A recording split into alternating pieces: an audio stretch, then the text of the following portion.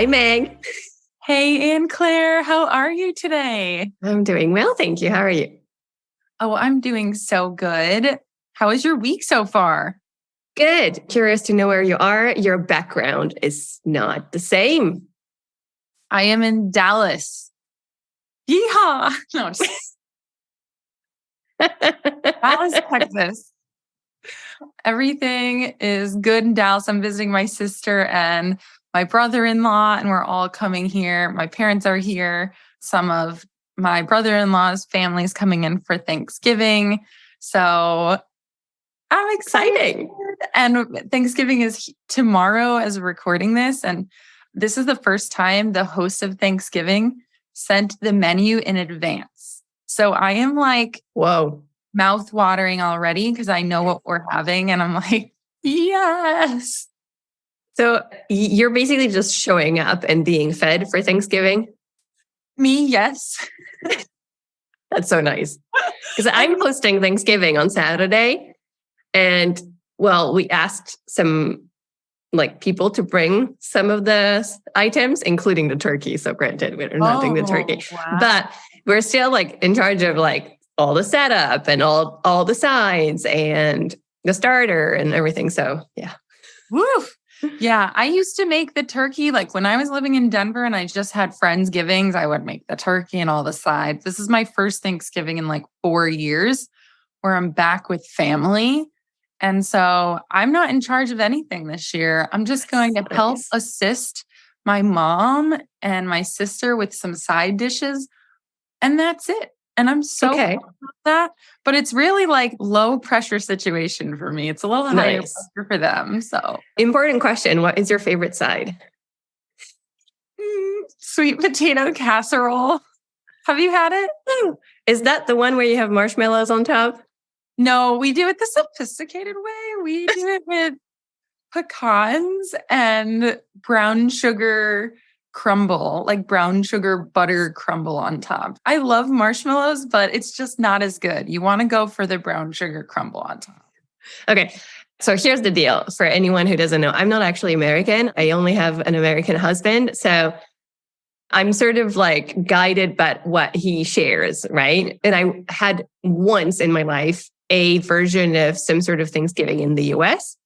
So those are my anchor points. Yep. And we've definitely never done a sweet potato casserole. I have heard of the concept with the marshmallows and I've always thought, I'm not sold on the idea. So, I'm not sold on the marshmallows either, but I would make you the way we make it.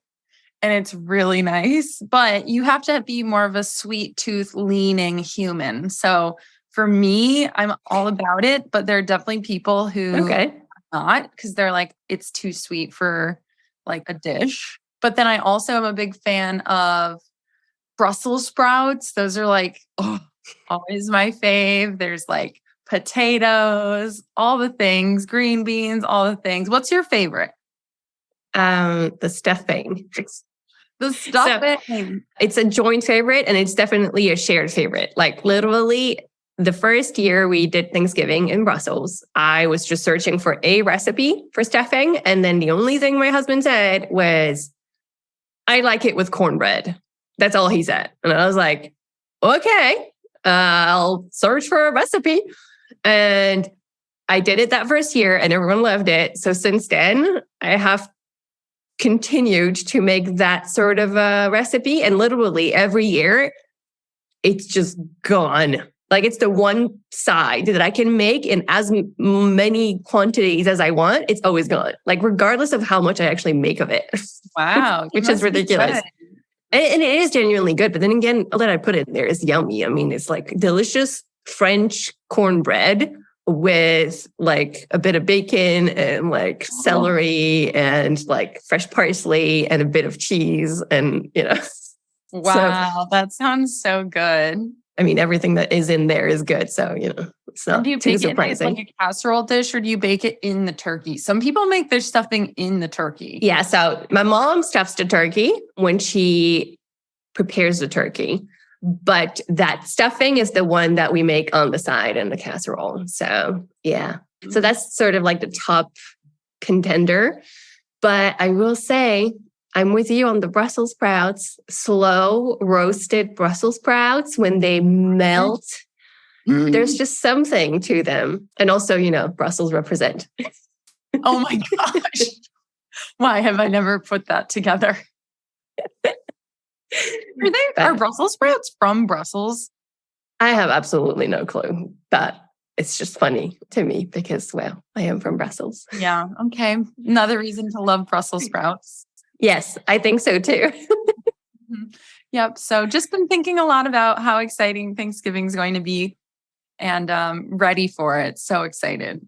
Yeah. You know what? As much as I know it's going to be a busy day, I'm looking forward to it. Also, we always invite extra people from outside the family. And we have 2 outside of family guests this year.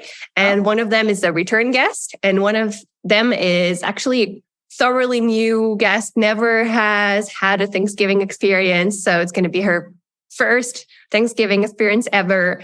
And that's always exciting. Like, I like when we have new people around the table who have never had that kind of a dinner. So, yeah, that's so exciting. I love it. I think it's so cool when you can take people in on Thanksgiving, like find the people who might not be near family or people who, are traveling or whatever and bring them in and show them the experience or just show them what your family does or what you're used to doing. I think one of the best parts about Thanksgiving is that every family or like group of people celebrate a little differently. Like the food is just, some general foods are the same, but they're all cooked differently.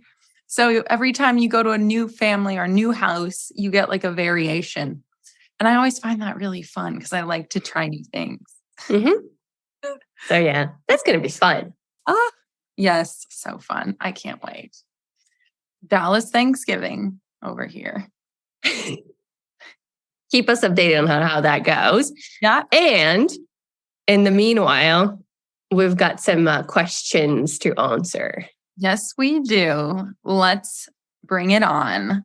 What is the question, Anne-Claire? So the question is, I keep seeing people online with big reasons to recover, but I don't have one. So what do I do when I don't have a big why for my own recovery? It's so true. I do see this online a lot, the emphasis on the why. And then there's always that group of people who are like, I really don't have any reason. And first of all, I want to say, don't panic, no pressure. You don't have to have a why, right? I know when I was recovering, I was able to find my why, but I know your story was a little different, right, Anne-Claire? Oh, yeah. So I was definitely team no why. And honestly, I'm glad that my therapist at the time did not insist too much on that side of the thing, because I genuinely believe I would have been like, listen, lady, I just don't know. Like, I think I was so lost and disconnected from myself that it just would have been either me pretending like I had a reason why, or me just feeling even more lost. And that's the feeling that I get from this question. And I really feel for this person, because it is true that sometimes what we can see online is, it's like this model, right? Of this is where I am right now, and this is why I rather do it. And it's fantastic. It's great. But then sometimes it can hurt us. And I'm an example of someone who went into it just being like, you know what? All that I know is that this eating disorder thing, that just sucks. And it's not delivering. It's only getting worse. I have tried everything that my brain has suggested, and it only got to being more shitty. My life has only lost all its color and flavor, like literally, figuratively, that anything else than this must be better. And that was it. So I came to recovery saying, I just know I don't want this. Yeah. I think that's so fair. And even that is a starting point, right? Like just knowing what you don't want is a starting point, and perhaps with some more internal questioning, that could inform you more of what you do want. But it might not be like this big vision why. It might just be something smaller, right? Like, okay, I don't want to have this mental obsession with food anymore. So maybe that indicates that I want like mental peace. I mean, come on, like 3 that. minutes of mental peace when you're 24/7 in mental anguish is great. Exactly. So like starting with those little indicators, okay, this is what I definitely don't want. Then just asking yourself, what does that mean I might want? And asking yourself what you want isn't necessarily like a huge vision, but it might be part of that eventual discovery of what the vision looks like. I agree, but also I don't think everyone has to even ask that second question. Yeah. Like if the only answer you have is recovery is hard and uncomfortable, but you know what? This piece of my eating disorder is even harder and more uncomfortable. Why is that not enough to just do this one step? Like it could just be enough. And if people asking you, and what does it mean about what you might like bothers you, then pause that, do the thing, and see if maybe that creates the space where you can actually notice the answers to that other question. Because I definitely believe that it grows as we do the things. And I do realize that requires like a certain level of faith and trust in the process, but we build so much as we go. We build so much of where we go towards as we go towards there, generally speaking. Right. I agree with you. I think sometimes when you focus too much on a vision that's rigid, it's going to be difficult to even put yourself in that place, which is why you want to hold a sense of flexibility as you go. Like, I love that. Yeah, right. A fluidity as you go. So like, yes, there are people like me who are able to have a vision for myself and imagine like what I would like as part of being recovered. But I can tell you that was just a loose guiding light. It wasn't like this rigid thing that I held on to and was non-negotiable with. It's like, oh, like it's just a loose thing. And I do wonder if people who have a hard time coming up with their why or their vision, maybe they're afraid of making that decision because it feels permanent. Yes. That's such a great point, because I feel like maybe if we spend so much time defining exactly where we go, not only is it hard to make a choice, because like even now, I don't know, like please don't ever ask me where I see myself in 5 years, because I don't know and I don't want to try to figure it out. Okay, I've stopped doing that. My life so incorrectly. Like all of my visions have been mostly incorrect. But at the same time, we can have a want and something that resonates with us. But like you said, I feel like it's actually nearly more helpful if it's open and flexible, because you stop hitting your head against, a bar that you've set way before you got here. And maybe when you got here, you're like, actually, I don't even care about this one. I want that thing. And that makes a whole lot more sense. Well, I've seen this in my practice where people are afraid to recover because they're afraid to fail themselves at what they want. So being in recovery feels safe because you have a really valid reason to stay in your little bubble and focus on healing, but you're not focusing on those really vulnerable life goals that you've set for yourself, right? So I think sometimes that fear of claiming a why is because if you make this huge, big vision and you claim it, it's intimidating. But keeping in mind that that doesn't have to be where you end up. Yeah. And I mean, at the end of the day, whether you don't have a why because it's just so foggy, like that view forward is so foggy that you just cannot see something, or that you just don't want to allow yourself to claim it, the result is that you're using that as a barrier to recovery. And if you're using that as a barrier to recovery, you're not giving yourself a fighting chance. You're letting your eating disorder win. And that is, in my opinion, the most honest way to look at the situation, regardless of what the reason is or the situation that you might be in. Your choice at the end of the day today is that a barrier or not for me to do one step, one goal, 2 steps or something? And it makes that choice binary. And I know that's a simplified view of things, but it is true. Right now, you either do the thing that gets you closer to recovery or you don't. And you decide what is a barrier or what isn't a barrier. And I know that sometimes it's not as easy as just choosing, but in this case, it kind of is. Yes. Oh, so true. Yeah. So I feel like you summed that up so nicely, Anne-Claire.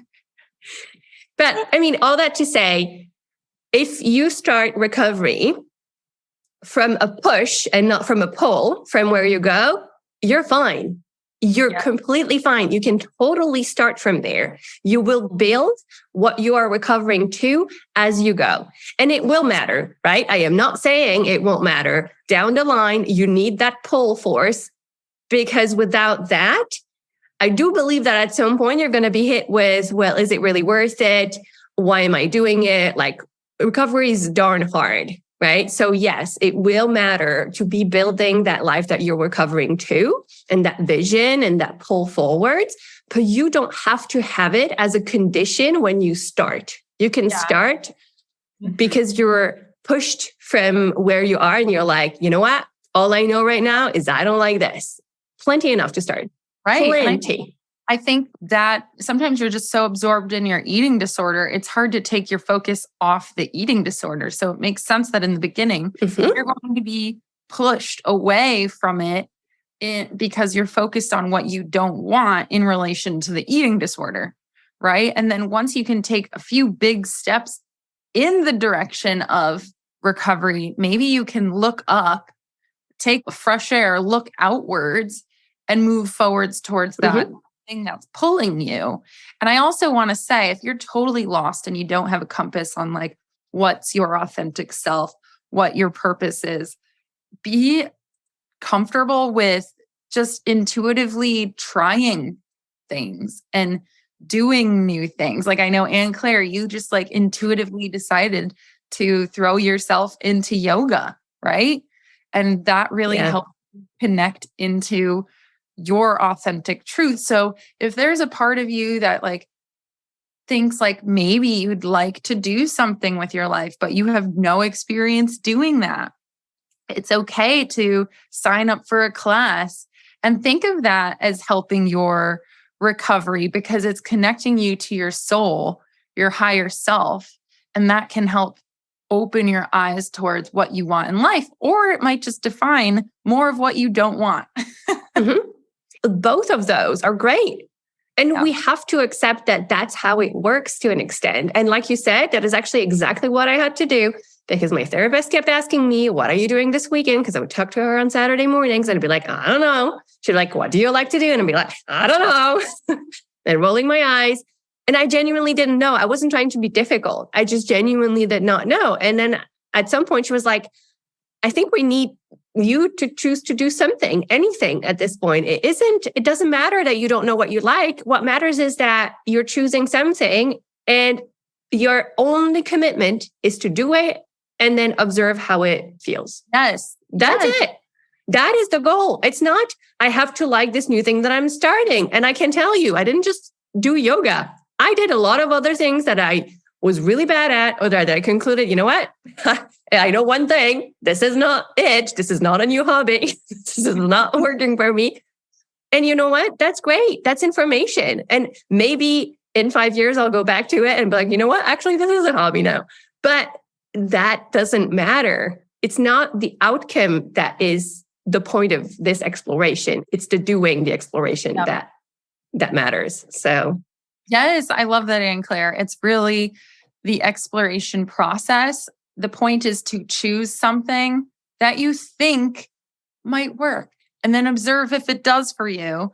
You know, and that's the beauty of this process is as you recover, you become closer to your authentic self and you learn about yourself in all areas of life, right? It's not just about you and your relationship to food. It's about in your relationship to life, to the world, to free time, to your purpose. Like there's so many like big things that you can start to explore, not to overwhelm. You just reminded me of something. If someone is thinking like, yes, but it's not work and it's not studies and it's not da-da-da. It's fine, people. Like, Yeah, totally loud. totally cool. Like, there is no condition on what your why is supposed to look like either, right? So if your why is, I want a life that is filled with peace and contentment, you know what? I like that why a whole lot. Like, that visualization is fantastic. It doesn't have to be, I did this why for someone or for this vision of family or for this career or for serving others. Those are fantastic, by the way. Like, if that's one of the things that you want, yay, like, great. I know that will bring you a lot of pull energy. That's great. But you don't have to either, right? So don't look at whys as a like categories of things that are like better and less good. Like, if your why is, I want to be able to be on my porch at 4 p.m. and sip on a cup of tea and watch people go by, I love it. I mean, that sounds so nice. And I want to have my little dog at my feet just look at me and then be like all cute. And, you know, I'm signing up for that. Like, no problem. So be gentle with yourself. Don't judge what you're looking at and what is feeding your soul based on some sort of outcome or performance thing. Because I have had that discussion with clients. And I know that that sometimes can also play a role in how we're judging or why or where we're going. And it's like, hold on a second, who said it had to be this one image? And I feel like that's sometimes what the online spaces can do, is sort of put a certain hierarchy, you know, in the outcome of this work that we do. There's no such thing. You can do the recovery thing and go back to like a chill life. You won. Like, there's no condition on the outcome of what you're doing. I think that's a really good reminder, Anne-Claire. And I think everyone listening, like, if you can almost take a few moments to imagine the life you want, and all you're imagining is you sitting on a balcony, feeling peaceful, looking at your dog being really cute in your lap, that says something. Don't count that. That's your intuition telling you that there's something about that you want in your life. Maybe it's that sense of peace and comfort and inner calm. And that matters. And sometimes when people do that exercise of what's your why or what's your vision, they hone into these tiny, small, fleeting moments in life, these simple pleasures in life, and they can base their entire pull forward on just trying to get closer to that small moment, which is actually a big moment. It is full of peace, right? But from the outside, it's not a career achievement. It's not personal, like wedding, marriage achievement, whatever. It's just like this cute moment, but that's enough. That's what life is made out of. Let's be real. Yeah. So I love that. And I think it's such a helpful reminder. Last little piece, lovely humans watching this, bring this up to your treatment team. Like, talk about it with them. Like, that's what the humans on your treatment team are for. We're not there only to explain to you what raves is and why it's important to eat regularly and why carbs are your friends and how to set this one goal and how to prep for it and providing you with accountability. We're also there to help you build that life that you're recovering to. So please do not hesitate. If you feel that that's something that is sort of gnawing at you from the inside, bring it up. It's our job to help you out. Absolutely.